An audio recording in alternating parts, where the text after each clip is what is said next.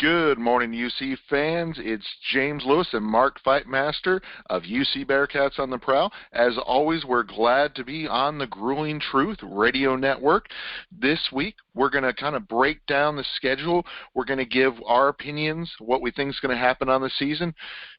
And you never know. Could be right, could be wrong, but it'll be a lot of fun. Mark, Thank you for joining us today. No problem, James. Thanks for having me. So, yeah, it should be a really great season. I mean, everyone is predicting big things. I mean, being number 8, being number 10, that's just a lot of promise for UC to have to back up. But on the bright side, at least they have the opportunity, if they do back it up, things can really accelerate and they can move forward. Right. And we touched on that a little bit last week, James, about how, it's good to be ranked where they are ahead of time, before the season starts. Because that is, last year they were like 50th, in the preseason polls, and then they ended up having to work their way into the postseason and even the discussion, of possibly being, like in the playoffs. Whereas this year, they're starting off with the notoriety, and so if they can hold serve, they can do what they're supposed to do, there's a chance that they make it to the playoffs. Exactly. I think that's the big thing. Is like you said, they're no longer the hunter. Now they're the hunted. Yeah, and of course, now they're the hunted with probably the most difficult schedule they've faced in quite a few years. So, it's going to be, as we go through these games, game by game, and we take a look at everything, you're going to see that, it's going to really boil down to 2 games, in reality, so, but we'll talk about those a little bit more when we get to those games. Sounds good. So let's start it off the first game. I am looking forward to actually talking to the head coach of the first game tomorrow because I got Chuck Martin going to be on my other show on ESPN tomorrow. So we're looking forward to talking up some Miami Redhawks football. Very cool. Yeah. I was going to say, almost used the old team name by mistake there. I don't know how I almost did, but I almost did. Man, the sports gods would just strike you down with lightning if you did that. Exactly. I was going to say Washington. I'm surprised they didn't call them the Miami football team. That's what I actually should have said. Yeah, that would have been better. Football team. It would be better to do that than say the wrong thing. But we're excited. Obviously, it's going to be a good start to the season. September 4th, it's going to be at UC, which is always a good thing. It's going to be an afternoon game. What are your thoughts? Really, James, this should be nothing more than a glorified scrimmage. A good warm-up. I just don't see Miami competing in this game, provided UC plays the way they should. It'll be good to get the starters out there for a couple quarters, and then turn it over to the second string, and hopefully eventually the third string too. So I see this as a UC win. So now, do you feel this is going to be more of, how we were against Ohio State last year, 2 years ago, or do you feel that this is more like last year's game when, let's see, who was that? Well, Austin Peay, where it's that? Which one do you feel it's more like? I'm assuming by the Ohio State game a couple of years ago, you mean close for a bit, but then a blowout kind of thing. Yeah, because how Ohio State dominated us in that game. Yeah. But then again, I mean, Austin Peay, we pretty much dominated him too, but there were points where Austin Peay had moments of kind of actually doing a little something there. Yeah. To be quite honest, James, I don't see that happening. I don't see the Austin Peay situation happening, especially not if the defense comes out fired up and plays the way they should. This could be, realistically, we could be looking at the defense hold Miami under 150 yards, if they do what they're capable of. So we'll see. But I think all signs point to just a blowout here. Definitely. I mean, I agree with you. They should be able to shut down Miami's run. Miami's got a decent passing offense, but then again, UC's got two of the best corners out there. I mean, heck, recently, what was it, a couple days ago, he was named All-American, the Ahmed Gardner, which is funny because, when you say UC corners, my first one is Kobe Bryant. So, I mean, that says it all right there that, Kobe's amazing in his own right, but Ahmed might even be better. Yeah. What he's on, I think I saw he's like on 5 or 6 different watch lists, and all this stuff. Yeah. He's if Miami wants to air it out, they're playing right into our strength on defense. So exactly. I just don't see it going well for the Red Hawks. Okay, so we're pretty much in agreement. What are you thinking, Wise? You saying over 50? Oh, yeah, I think UC can put over 50 on them. So we'll see, though, So the question is, September 11th, is that going to be a repeat? It's the same time of the day. It's another opponent that UC should beat. Do you think the Murray State game is going to be – and it's also at home. So do you feel that that's kind of going to be 2 games in a row that are going to really just a dominant performance? Yeah, and I think the Murray State game, there's only excuse me, there's only really one danger in that, and that's that they're looking ahead. Because Murray State, good team. It's college football players. But, again, I see this as one that UC should win going away. Now, the question is, how long does Fickle leave the starters in? That's true.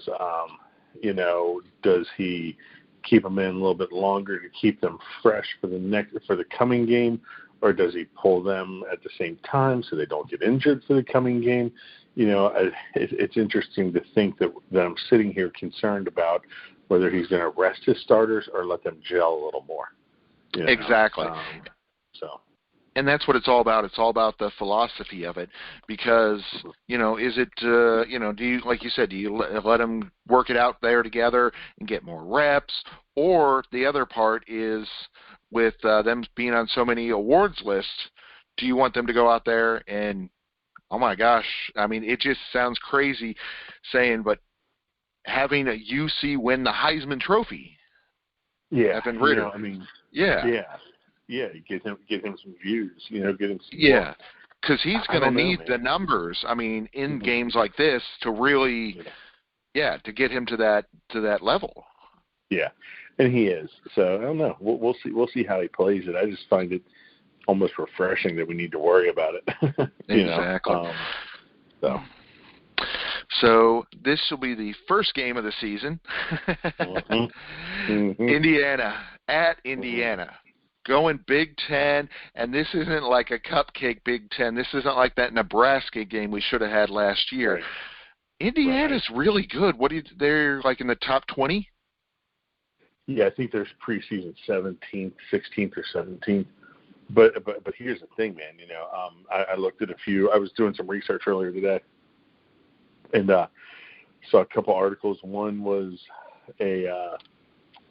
forget the publication, might have been Athlon, predicting the first 4 games for each team in the Big Ten, where they would be after the first 4 games. It predicted Indiana 3-1, and the loss was not to Cincinnati. So, the one group of experts believes Indiana's going to win this game. They're going to be dealing with this week's cover boy from Sports Illustrated, the head coach at Indiana, because he's turned the culture around there and has people wanting to play there, has the good players coming there to play there. So this is going to be an interesting measuring stick game for UC. Wait a second. Time out. This sounds more so it's going to be a mirror game for UC, because you said cover boy head coach. He's got people wanting to go to a place where they hadn't been wanting to go to. People are paying attention to him now and starting to show him respect. Huh. Yeah. Former basketball school. Yeah, former basketball. I don't know why that sounds so dang familiar. It really is. I mean, you're right. You're right. It is mirror images here. We're looking at each other. That's like that. That picture of the two Spider-Man comic books pointing at each other. But it's changing the culture. I mean, that is totally what both of them have done. I mean, I don't want to take away anything from either one of them because you're right. They really have done that. Right, and so it's going to be a fun game. It's just, man, I don't know. I don't know what's going to happen. In my heart, I want UC to win, but in my head, I wonder because, I mean, this is the same Indiana team returning a lot of starters that gave Ohio State all they could handle last year. Of course, look at UC. Same team returning a lot of starters that gave Georgia everything they could handle last year in their bowl game. So this might be a coin toss kind of game. When you look at the Vegas odds. So it's going to be a fun game. Definitely. And then the season, the program, the evil coach who left us. Yep. And the defensive coordinator that left us. Oh, yeah, I forgot. He also, I wasn't sure which one I was calling the evil coach, actually, when I said it. Yeah, because obviously Kelly is the one who we think is evil. But, losing both of our coaches to up there, I mean, it's just ridiculous. Yeah, and Notre Dame will be coming into that game, well, as a preseason, they're 9th, I think, and UC's 8th. Mm-hmm.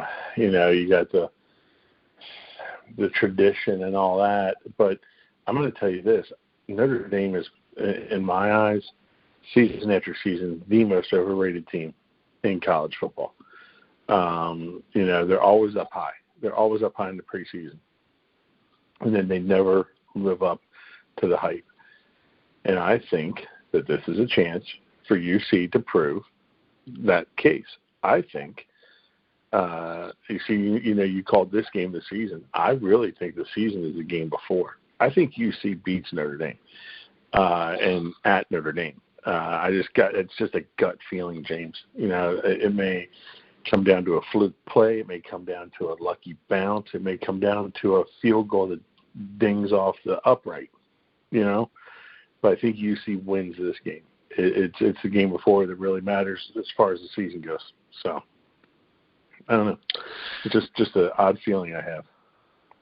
I know what you mean. I was going to say, a lot of times, they do get a lot of the benefit of the doubt, Notre Dame does, because of their tough schedule and because they do have a lot of very talented players that they do kind of get perks. Also, it doesn't hurt with their great TV contracts. So, Yeah. But, I was going to say... Yeah, because they are ranked 7th in one of them, and they're ranked 9th in the other, just like UC is ranked 8th and 10th. So they're both right up there in that area. Mm-hmm. Yeah, I really think that the Notre Dame ranking is just, again, the preseason hype machine for them. James, I feel much the same way about Oklahoma. Oklahoma, to me, they got a good quarterback and they have a good coach. But to me, they are usually one of the most overrated teams, along with Notre Dame, along with Georgia, and Texas. But I think they get a lot of attention because of their name. Notre Dame does. And I think that this is a game where UC can really go in there and just say, hey, we're here. We have now arrived, and you need to pay attention to Cincinnati football. So we'll see what happens, though. And then, of course, who always plays UC tough? Temple. And that's on a Friday night. Ooh, that is on a Friday night. I like that. I hate Temple. I don't think UC has a problem beating them. Again, it really depends on what happens the week before. Are they coming off a letdown, or are they riding a high? Do they have a point to prove? Or do they just keep the momentum going? I think, and it's going to be the same way with all these, with all the conference games. I'm not sure there's anybody in the conference that's going to give them a tough game. Well, that's the next week. Actually, this is the tough game. That's the UCF game. I was going to say with their new head coach. Yeah. Yeah. What? Gus Malzahn, is that who it is? Yeah. Yeah. It's they're going to be an interesting team to watch, UCF, just to see what they do offensively. But again, what they do offensively, it's going to play into the strength of UC, because UC's strength is the defense.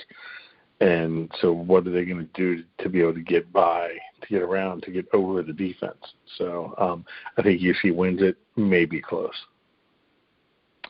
Now, I always forget, is it Navy or Army that runs the bootleg, gimmicky piece of junk offense? Oh, they both do. Navy kind of runs the broken bone as well as Army. They both run the triple option. Oh, okay. So. Yeah, because once again, not too worried about that. UC has a great run defense, great pass defense. Shouldn't be a problem with there. Yeah. Yeah, because that's that game, the Navy game. They can pretty much focus on the run and not worry too much about the pass, because the passing game is just not a strength. They always play on misdirection or play action, and you've got to shoot, James. That could be one where they commit 8 guys to stopping the run and leave the 2 corners out on an island with a safety. Exactly. Formation-wise, what they got. So I don't think that'll be tough. Definitely. So Tulane, Tulsa, the next 2. Yeah, I don't see anything in that. I think it's just they will go through and win those 2, probably no problem. But obviously they still have to be played. But yeah, South Florida, SMU are the next 2. Yeah, I mean, SMU recently has played UC tough, but again, man, when the strength of the offense, or when the strength of the team is the defense, what kind of football does the American Athletic Conference play? They kind of play the run and gun, kind of, wide open, except for Navy, but Navy's not really a conference. Well, I guess they are a conference team. But, so we've got a strong defensive backfield, and we've got these teams trying to throw the ball against us. So are they going to – is Tulane or Tulsa or UCF for that matter, or SMU or any of them going to be able to put up 40 points on this defense? Yeah, I can't imagine anybody putting up 40 points. No, not at all. Not at all. So. Oh, but we got those other 2 tough games. What about the Houston game and the Memphis game? I'm just messing with you. We don't have to play them. That's the good news. We don't. Yeah, we don't play either of them. Yeah, that's right. I told you before we got on. I'm relying on you for the schedule. Yeah, I thought I'd mess with you on that, because that is crazy. Because that basically, if you could pick 2 of the 3 teams, or if you could pick 2 teams not to face, those would be 2 of the 3 that you would want to not face. Yeah, I would think so. Yeah, that's good, because then you don't have to face either one of those 2 until basically the championship. Exactly. So, because it'll come down to again, James, as good as this defense is and as strong as this offense is, I do not see there being any solid competition in conference until maybe the championship game, and that includes UCF, because they right now they are just a shell of their former selves. Exactly. I agree with you. They were so amazing for those couple years, and what they did, it is it's very impressive, and definitely deserves all the respect. Yeah. And it does. It boils down to the coach, and the coaches who have left, and what the team misses from their scheme wise. Now we will see what Gus Malzahn from Auburn can do, because he liked that wide open style at Auburn. It's just I don't know. Will it translate over to UCF? Will it translate to the athletes he has there? We'll see. That's true. So basically, I think what we're both saying is UC's gonna go undefeated. They're gonna make the playoffs. We're predicting it, so that way when it happens, we can say we said it. Well, we can't say we said it first, because I'm sure somebody else is saying it first. But yeah. Yeah, seriously, James, you win week 3, you win week 4, and you coast and you win your games, and you just hope that those two wins, those two high-quality wins, are enough to keep you up there, And I'm sure we'll talk about this during the season. My biggest fear for the season is that, you know what, they beat Indiana, and they beat Notre Dame, but then Indiana goes and finishes 7-3 in the Big Ten, and Notre Dame goes out and finishes 8-2, or 7-3, or 6-4. Who knows with Notre Dame? And then my question becomes: are the two quality wins quality enough? Exactly. And then they're with the athletic, the conference. And then they're punished for their schedule, which they can't change their schedule. I mean, they changed it from a couple years ago, but they picked basically a Big Ten school and Notre Dame. Are they ACC now? I don't know. They were during COVID. I don't know if they're going to continue. Yeah, that was kind of weird. It was like, hey, we'll hang out with you for COVID. What? Yeah, so I don't know. I guess because people weren't playing non-conference games, so I guess they had to join a conference for. Okay, that makes a little sense. It was goofy.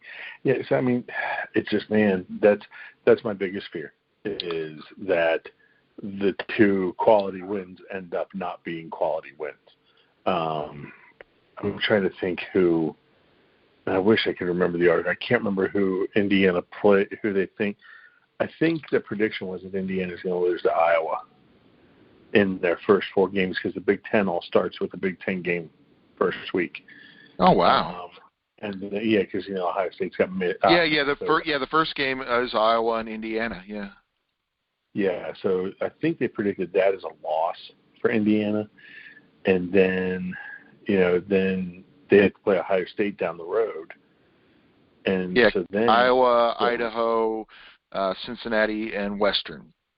Okay, so let's say let's say Ohio State or UC does beat Indiana, and Indiana loses to Iowa and loses to Ohio State, which would be it's predictable. It's kind of expected. Mm-hmm. Does a win over a 7-3 Indiana look as good then? You know what I'm saying? Notre Dame, like we were talking, if they can't hold form. So that's my biggest concern, is that the two quality wins don't look quality enough after playing the American Athletic Conference at the end of the day. Yeah, I was going to say that is a good, strong possibility that something like that could happen to them, where no matter what they do, could. Yeah, but you know what? That's why they play the games, James. We'll see what happens. Sounds good. Well, I'm excited about focusing more on that Miami game next week. I know you said there's not going to be too big of a challenge, but hopefully we'll be able to break something down, and we'll come up with something. So definitely. So as always, I'd like to thank our listeners on the Grueling Truth Radio Network for listening to UC Bearcats on the Prowl. It's been James, Ernest, and Mark Fightmaster. Thank you all for joining us.